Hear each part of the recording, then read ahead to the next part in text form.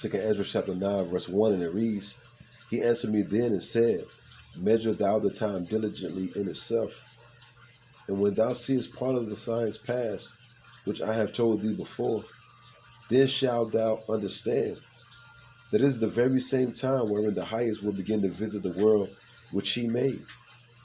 Therefore, when there should be seen earthquakes and uproars of the people in the world, then shalt thou well understand that the Most High spake of those things that were before the days. The Most High spoke of those things from the days that were before thee, even from the beginning. For like as all that is made in the world have a beginning and an end, and the end is manifest. First and foremost, I want to give all praise, honor, and glory to the Heavenly Father and His only begotten Son, Yahweh, Bahashem, Yahweh Shai, Bahashem Rakakwadash.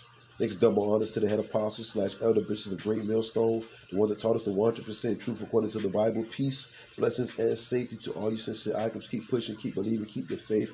The gospel people here for a bear, right? Are you still measuring the time? The Lord told us to continually measure the time. Now, how do you measure time? You look at what's going on in the earth, right? And you link it up with the scriptures. Look, same thing, same scenario. You can go outside and you can look up in the sky. You can tell if it's going to rain or if it's going to be hot. Same thing. If you've been keeping up with current events, you've been watching the news, you should know exactly what time it is. Lord said, measure down the time. And when you measure something, you're trying to get it precise. You see? So we're measuring the time. We see everything turning digital. We're keeping up with current events. We see World War III is on the horizon. We see hyperinflation kicking in. We see chariot sightings. We see blood moons. We see eclipses. Things of that nature. We see the love of many waxing cold. Earthquakes in diverse places. Wars, rumors of wars, famines, pestilence, plagues, diseases. We see all these things. So we're measuring, and the scriptures tell you, when you see all these things, then you know that the Lord is on his way. It is the very same time wherein the highest will begin to visit the world which he made. Once again, are you measuring the time? 2 Ezra chapter 9, verse 1, and it reads, He answered me then and said, Measure thou the time diligently in itself, and when thou seest part of the signs pass, which I told thee before. Let's get some of the signs. I'm going to come right back, Lord's willing. I want to get some of the signs. The Lord left clues. He didn't give us a date. He didn't give us an hour. He didn't give us a month. He didn't give us a year, but he gave us clues. And look, we're seeing the clues. The clues are jumping off the pages. St. Matthew chapter 24, verse 3, and it reads, And as he sat upon the Mount of Olives, the disciples came unto him privately, saying, Tell us, when shall these things be? And what shall be the sign of thy coming and the end of the world? So the Lord gave us signs, gave us clues of his second coming. Didn't give us the date. Didn't give us the hour. So no man can walk this earth saying they know exactly when the date is going to be. They know when the hour is going to be. They know when the year is going to be. We can give you the clues, though. And then the scripture say the end of the world, the end of an age. Let's just get that right quick. The disciples want to know when the end of that age was going to end. The end of what age, though? We're going to show you. We're going to show you what end of that age. Bear with me. We're going to show you. Let's get this right quick. 2 Ezra chapter 6. We're going to show you what end of the age that they was talking about. When it was going to end, right? 2 Ezra chapter 6. Just click on it. 2 Ezra chapter 6 verse 9, and it reads, For Esau is the end of the world. So that's the age that the disciples was asking about, when that age was going to end. The rulership of the Romans, they're the Edomites according to the Bible. When was their age, aka their rulership, going to end? When was going to be the end of their world, their rulership? For Esau is the end of the world, the end of one age, and Jacob, Negroes, Latinos, and Native Americans is the beginning of it, the following, and that's what the disciples wanted to know. This is what they was asking Lord Yahweh Shai. They want to know the signs, the clues, what would be going on, and they want to know when the end of this age, his rulership was going to come to an end. Let's go back. St. Matthew 24 and 3 again. And as he sat upon the Mount of Olives, the disciples came and said unto him privately, saying, Tell us, when shall these things be? And what shall be the sign of thy coming? The clues. What do we need to be looking out for, right? And the end of the world. The end of, remember, Esau is the end of the age, aka the world, and Jacob is the beginning of it that follows. And Yahweh Shai, who they English called Jesus, answered and said unto them, Take heed that no man deceive you. Verse 6, bear with me. Verse 6, St. Matthew 24:6, and ye shall hear wars and rumors of wars. Remember, measure thou the time diligently. Are we not hearing of wars and rumors of wars even more so than ever? Or are we not? See that ye be not troubled, for all these things must come to pass, but the end is not yet. As the Lord said, more things got to happen. More prophecies got to happen, right?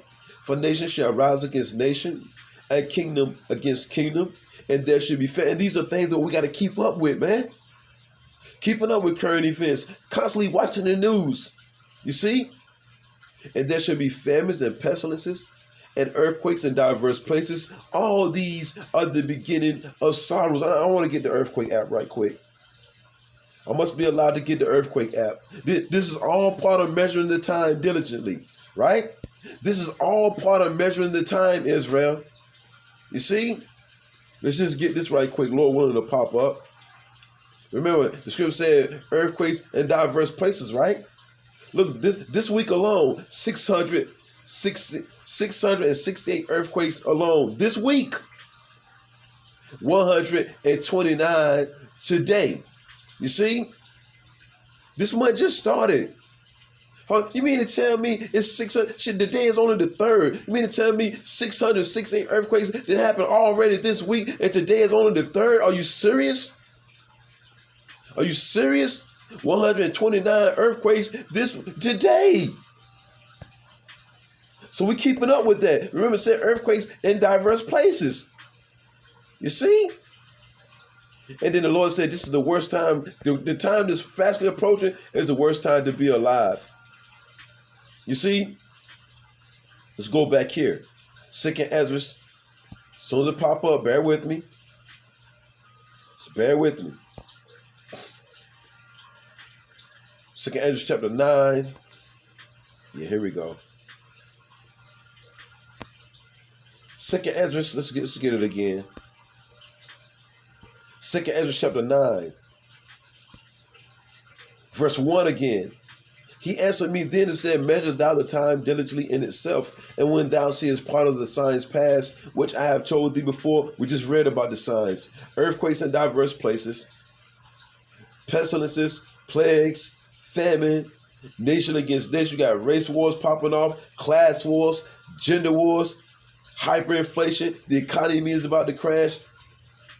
I mean, if you're not seeing those signs, then we don't know what to tell you, man. Because if our gospel be hid, it is hid to them that are lost, right? Then shalt thou understand that it is the very same time wherein the eyes will begin to visit the world which he made. We see in all these clues, all these prophecies kicking into high gear, then we know the Lord is fastly approaching. The other day, we just had a blood moon. You see, it was red as fire, man. I barely could look at it. I got a little video. I still haven't put it up yet. But I'm Lord willing, I'm trying to put it up, you know what I'm saying, before the end of the day, Lord willing. You know what I'm saying? Probably like a minute and some change of just how fiery red it was, man. These are part of the signs, man, that the Lord said was going to be happening before he visited the world which he made. It says, therefore, when there shall be seen earthquakes, we just showed you that. We just showed you that earthquakes in diverse places, right? And uproars of the people in the world. You go to that definition for the word uproars, it goes to protests. People pretty much being fed up. Protests, outrage, nothing but a ball of confusion, screams, hollering. People fed up. Then shalt thou well understand that the Most High spake of those things from the days that were before thee, even from the beginning. Remember, he declared it already. He declared it already. What is that? Psalm. That's Isaiah. Isaiah chapter 46, 9 and 10. He declared the end from the beginning. For like as all that is made in the world, have a beginning and an end, and the end is manifest. And we showed you who is the end of an age, and who is the beginning of an age, right? Jacob, remember the Lord said, give them warning from me. We're giving you warning, man. The Lord told us to go prophesy, let you know what's going to happen before it even happens. So we would look, just keep it steaming. Keep steam rolling. You see? Flood the internet with truth. Flood the internet with truth. 2 Ezra chapter 15, verse 1. Behold, speak thou in the ears of my people the words of prophecy, which I will put in their mouth, saith the Lord. Go tell them what's going to happen before it even happens, right? Don't worry about nothing else. Verse 5, behold, saith the Lord, I will bring plagues upon the world, the sword, famine, death, and destruction. And we're seeing that amp up. We're seeing that amp up, right? For wickedness has exceedingly polluted the whole earth, and the hurtful works are fulfilled. Why? Job 9:24. The earth was given into the hands of the wicked, right? So, of course, we got wickedness everywhere, right? Let's jump down. 2 Ezra 15:15. For the sword, the Lord said, though it tarry, wait for it, because it would truly come, right? It will surely come. It will not tarry. 2 Ezra 15:15. For the sword and their destruction draweth nigh. And one people shall stand up to fight against another. They're going to your gender wars, your class wars, your race wars, all that. When these people, one thing about it, when these people ain't got nothing to lose, guess what happens? They lose it, man. All right? When people ain't got nothing to lose, they lose it. Plus, the elite say you're not going to have anything. You're going to be happy. All right? They're going to take away everything that you got. That's why these different events been happening, man. For them to take more away of your so-called rights, right? Your quote-unquote rights, right? Are being taken away. So when this thing really pop off, no, so when this deal really pop off, you through, Israel. You through, man.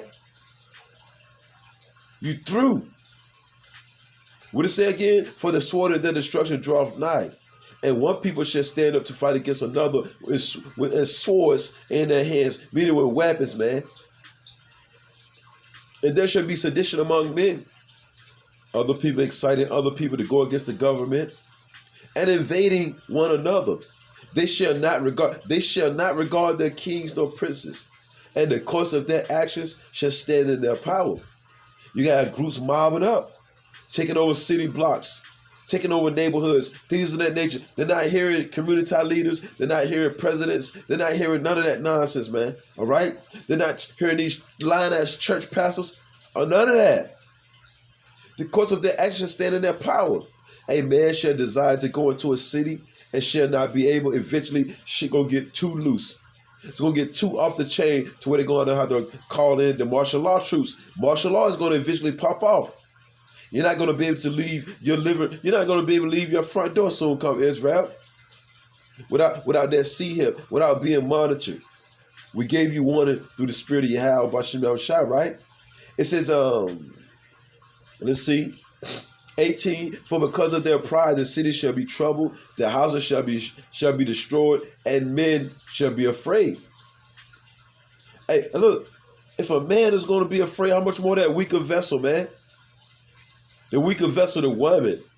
If a man's going to be afraid, she pretty much going to be somewhere in the corner shitting on herself, man. Trying to figure out what the hell to do. A man should have no pity upon his neighbor, and we're giving you warning of all these things every day. We're giving you warning. Daily edification, daily exhortation, man. Every day, man. The Lord keeps his spirit in us to warn you Israelites every single day. But oh yeah, everything's a joke, right? I still don't need a man, right? Look, matter of fact, I still don't need the Lord, right? You still talking that nonsense about you don't believe in the Lord, right? You don't believe in a higher power, right? A man shall have no pity upon his neighbor, but shall destroy their houses with the sword, with weaponry, and spoil, meaning take their goods because of the lack of bread and for great tribulation. When it pop off, it's going to pop off, man. Heads busted to the white meat. It's going to pop off, man. And look, and the man of the Lord been giving you warning. Remember, just seek the Lord. Look. So be in return, seek him 10 times more. You Israelite, you playing around with death, man. You basically playing Russian roulette with your life. The Israelites that ignore this word, you're basically playing Russian roulette with your life, man. That's what you're basically doing. Ezekiel chapter 3. This is exactly what you're doing. And all these so-called Negroes, Latinos, and Native Americans, y'all know who y'all are there, man. All right? No more excuses, man. The Lord don't give a damn how much money you making. He wants us to fear Ezekiel. He wants us to take heed to what the word is saying. What's actually coming, pretty much preparing our minds. Getting our houses in order, right? The hell with the shucking and jiving, Israel. Ezekiel 3:17, Son of man, I have made thee a watchman unto the house of Israel. Therefore, hear the word of my mouth and give them warning from me. And that's exactly what we're doing. That's exactly what we're doing. Starting off with the head apostles / elder bishops of Great Millstone. That's exactly, and the men on down and the affiliates. That's exactly what we're doing. The damn church pastors most definitely ain't warning you.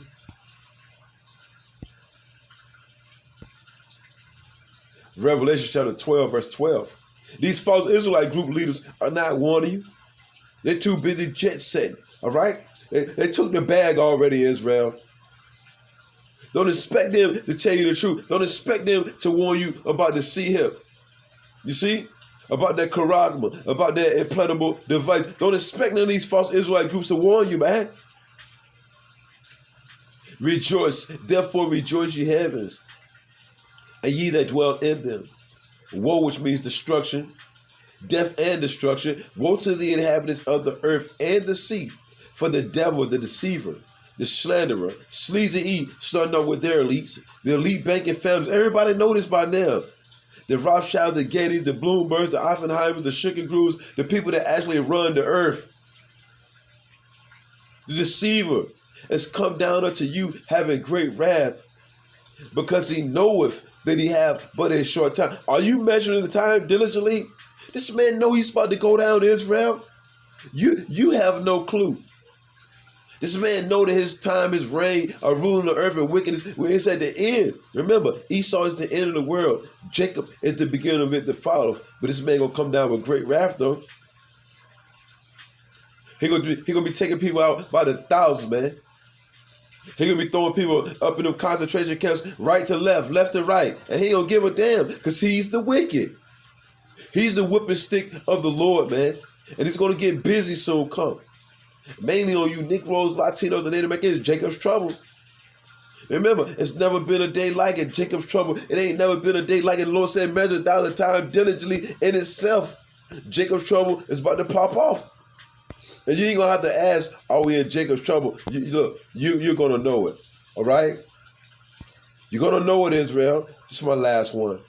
Jeremiah chapter 30, verse 5, and it reads, for thus saith the Lord Yahweh, through his only begotten son, Yahweh Shai, we have heard, who you English call God and Jesus, right? We have heard a voice of trembling, of fear, and not of peace. Ask ye now, and see whether a man do it travail with child. Wherefore do I see every man with his hands on his loins, on his midsection. Jeremiah seeing men holding their midsection part, man, fearful, scared, trembling, shaking. Wherefore do I see every man with his hands on his loins, as a woman in travail, as a woman is going through the birth pains. And all faces are turned into paleness, scared to death. Men was actually scared to death. How much more that weaker vessel, that woman, right? Alas, for that day is great, so that none is like it. It ain't never been a day like what's coming, Israel. Seek Yahweh Bahashem, Yahweh Shai. Seek the Lord now, man. Says there's nothing like it. The day that is coming ain't nothing like it. Ain't never been nothing like it. And it won't be nothing like it after it, man. Alas, for that day is great, so that none is like it. It is even the time of Jacob's trouble. That's what the Lord telling you, boneheads. It is the time of Jacob's trouble. Negroes, Latins, and Native American Indians. But he shall be saved out of it. The elect of the nation of Israel. Lord willing, we're part of that hopeful number, man. The 144,000 Israelite men, the prophets, and the multitude of believers, which consist of men, women, and children. Lord willing, we have that number to get saved out of it. This is a day that it's going to get terrible. screams and hollering. It's never been a day like it, Israel. The Lord said, give them one from me. Are you measuring thou the time diligently in itself? The end is nearer than what we believe. That's why it's high time to awake out of sleep, Israel. The warning has went out. Shalom.